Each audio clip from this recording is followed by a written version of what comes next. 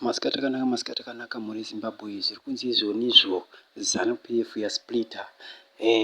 Nyaya iri mudariro ndeyekuti maveterans ese muZimbabwe vazhinji vayo vanozikanwa vari kufara mushure mekudzingwa kwamutsvanga vachivapomera mhosva yekuti pavakanga vari pachigaro vamutsvanga vasateerera matambudziko ari kusangana nevamwe vavo, vaisateerera zvichemo zvinenge zvichipiwa nevamwe vavo.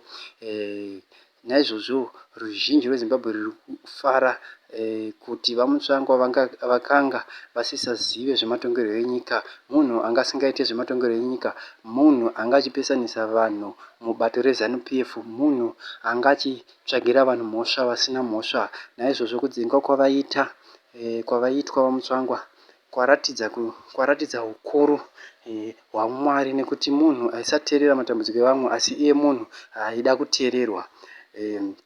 Mune Zimbabwe regai tikutsanangurirei nyaya iripo imwe. Maveterans ese vaichema kuita mubato reZanu PF kune varipo vakasara izvozvi vaichema nekuda kwemurume anonzi Mutsvangwa.